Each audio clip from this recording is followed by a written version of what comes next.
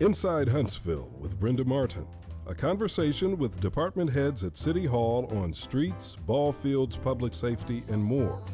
And also with our community partners that add economic security, support education, and enhance the city's quality of life. Hello, I'm Brenda Martin with Inside Huntsville, and thanks for joining me today.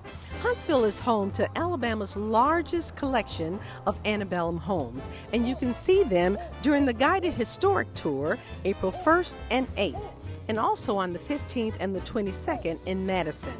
While the tour covers 13 blocks, today Van Brown, our guide, will highlight 7 of the historic sites. Come along with us.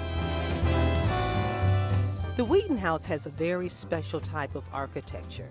Could you tell us a little bit about that, and what is the significance of the ladies of the house? I hear it's haunted. Brenda, the house was actually built in 1819. It's a federal-style architecture, which was popular during the time that Pompeii was dug up. Robert Adam was actually an architect and interior designer who created this particular style of architecture, specifically the Palladian window over the front door. Up on the cornices of the house, you'll see acanthus leaf as well as egg and dart molding. The actual brickwork of the front of the house is Flemish bond. It was a fancy brick, and the brick is on the front of the house and actually to the west of the house. And it was actually used by famous artisans that were slaves who created this fancy brickwork. Interesting thing about the house, other than the Palladian window, is that the house was built with no mortgage, and there is actually a mother of pearl button at the foot of the staircase, which signified there was no mortgage on the house when Mr. Bradford built the house in 1819. He left the city owing a lot of money, so there was a lot of money owed when Howard Whedon's father, Marie Howard Whedon's father, Dr. William Whedon, bought the house with his wife Jane. He died 6 months before Howard Whedon was born, and she and her family lived in this house until the Civil War, when they went to Tuskegee Plantation, which was in southern part of Alabama. They stayed there until the war was over, and in 1866, Howard Whedon came back with her mother, Jane, and her sister, Kate. At that time, women could not make money, but Howard Whedon was very talented. She was actually an artist, and she wrote poetry. She studied under William Fry, and soon she began to paint the portraits of the freed slaves, which were a family to her, because you see, when the war started, Marie Howard Whedon and her mother and her sister went to live with the slaves before they were transported to Tuskegee. Why did they live with the slaves? Well, actually, when General Ormsby Mitchell took over the city, there was no time for them to leave to go to another plantation. They actually lived with the slaves until they could all be transported to Tuskegee Plantation, which was in the southern part of the city. Also, I hear it was haunted. Well, the story goes that Jane Whedon and Marie Howard and her sister Kate had to leave the house very quickly. During the evening before the General Ormsby Mitchell took over the house, she's said to have gathered all her furniture and put it across the top of the house. As well, she planted all of her china and her silver out in her gardens. And if you'll go into the house today, you'll see bits and pieces of the china and a few pieces of the silver that supposedly Jane actually left. And yes, they say that you can still hear Jane Whedon as she's very quickly moving all her furniture to protect it from the Union soldiers. Van, what is this home's connection to the Civil War? This house was built in 1834, and it was purchased by Leroy Pope Walker, who was at that time the Secretary of War. Leroy Pope Walker, or General Walker, actually ordered the firing at Fort Sumter by sending a telegram to General Bonaparte in New Orleans, which ordered the firing at Fort Sumter, which began the Civil War. That day he held up his handkerchief and he said, "There won't be enough blood shed to fill this handkerchief for this war." We all know how much blood was shed in the Civil War. Also, I hear that past residents never paid a water bill. Why is that? Well, Leroy Pope, who was Leroy Pope Walker's grandfather, actually had the plantation across the street. He also owned this reservoir, water reservoir, that came from the big spring, Montesano Mountain. and the family owned the first hand-hewn logs, which actually provided water to the city. So being the owner of the utility company, they never had to pay a utility bill. Only the last owner of the house has ever paid a utility bill. Oh, really?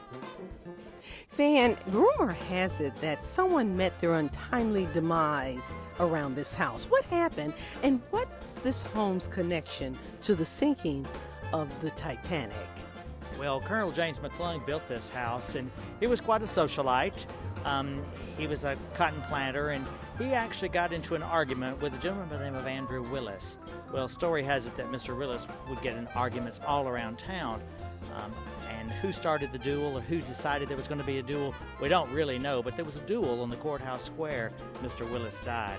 Colonel McClung actually took care of his family for the rest of his life. What is this home's connection to the sinking of the Titanic?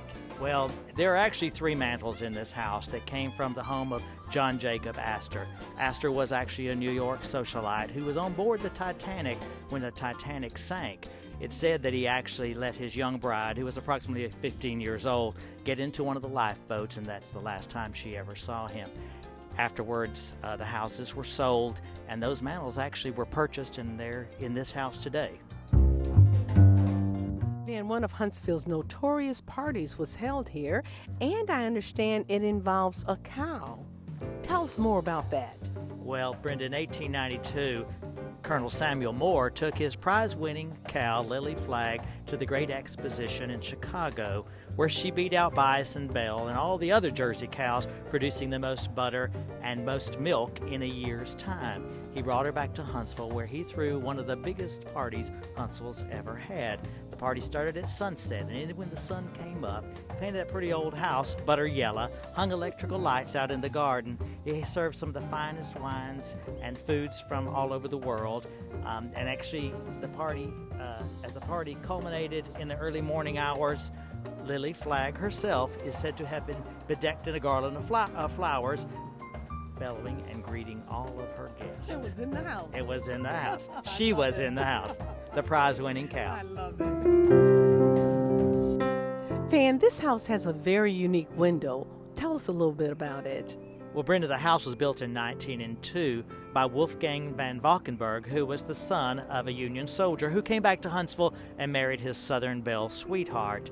The stained glass window is actually a depiction of Homer's Iliad. You see Ulysses is saying goodbye to his wife Penelope. There's another stained glass piece that's in Philadelphia, which is an exact replica. They believe that this actual stained glass was by a student of Tiffany's, or actually a Tiffany's himself, the famous stained glass artist. If you look in the right window, there's a beautiful peacock, and David Johnston says in the afternoons when the sun hits that peacock just right, it's as if the peacock comes to life. And the Johnstons live here, don't they? They do. David and Nell Johnston purchased the house in the early 1980s, I believe. Okay. Van, this home has been very carefully preserved, but there's a fascinating backstory to the past residents of this home. The daughter-in-law, Mary Chamber Bibbs, tells her story. Dr. Eleanor Hutchins has lovingly maintained this house over many years. She just passed away recently, and she was a direct descendant of Governor Thomas Bibb, as well as Governor William Wyatt Bibb, who was the first governor of Alabama. Governor Thomas Bibb was the second.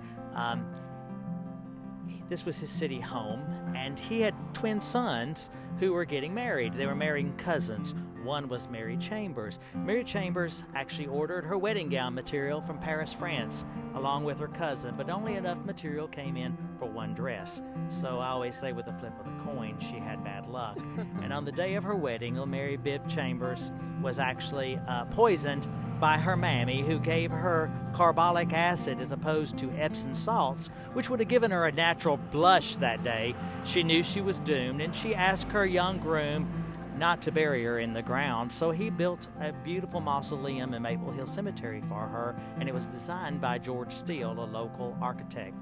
She's said to be buried in her wedding gown, sitting in her favorite rocking chair. And if you go by the mausoleum and peck on the door and ask Mary Bibb, what have you been doing today? And she'll say, nothing. Oh my goodness, what a story. Van, Army General Mitchell used this particular church for what unique purpose during the Civil War? Well, legend has it that when General Armstrong Mitchell took over the city, he sent one of his young soldiers down to the Episcopal Church to use it as a stable for his horses. Well, that young man must have been a very religious young man, because when he got here, he looked over the door and there's the words, "Reverence my sanctuary." Well, any God-fearing young man's not going to put that horse in the church. So what did he do? He goes across the street from the Methodist church, because there's no "Reverence my sanctuary" over the door there. The horses were actually stabled in the church during the war, and during the winter months there was a fire and the church burned to the ground. But after the war was over, the United States government paid to have the church rebuilt. Okay. Well, what is it about Tallulah Bankhead that there's a little story about her as well? Well, every city has its stories. Tallulah Bankhead was born in the Goldsmith Shipman building across the way. Her father was a very well thought of senator, and her grandmother was also political. Legend has it that she would make appearances to the church, the Episcopal Church, when she'd come to Huntsville to visit the grave of her mother, who's buried in Maple Hill Cemetery. One particular service, the Archbishop got word that Tallulah was coming. She came into the church in a white wide-brimmed hat and wearing her fur coat, and perhaps she'd had a little nip of gin that morning. She sat on the left-hand side, and just as the Archbishop walked in and passed her in his white flowing robes and carrying his incense, she grabbed him by the arm and she said, "Darling, darling, I love your gown, but your purse is on fire." Tallulah Bankhead was quite the character, and it's said by her traveling companion that if she wasn't the center of attention, she'd go in the other room and take off all her clothes, come back in buck naked. And her friend said, "It's such a shame because, Tallulah had such pretty frocks." Tallulah Bankhead, we in Huntsville think she should have become the Scarlett O'Hara in Gone with the Wind, but she was not. She wasn't. Great story. Again, Van, thank you so much for taking time with us to share the historic, beautiful antebellum homes. Now, you're going to be touring. You're going to be giving a tour. When exactly? Actually, April the 1st, I'll be giving a tour of the Twickenham district. On the second Saturday of the month, Jan Williams will be giving a tour. There'll also be tours in Madison the 3rd and 4th Saturdays of the month. And that's the 15th and the 22nd of April? Yes, ma'am. Okay, wonderful. Well, you have been a great storyteller. We thank you. And what would you say to our viewers who are interested in coming out? Take an opportunity to learn more about the city of Huntsville and Madison through these free walking tours. They're state-sponsored, they're free to the public, and we've had some really great turnout in the past, and hopefully the weather's going to be nice, but it'll be rain or shine. You're still going to go? Yes, ma'am. There you go. All right. Thank you so much. Well, that's my show for today. I'm Brenda Martin for Inside Huntsville. Thanks for joining me.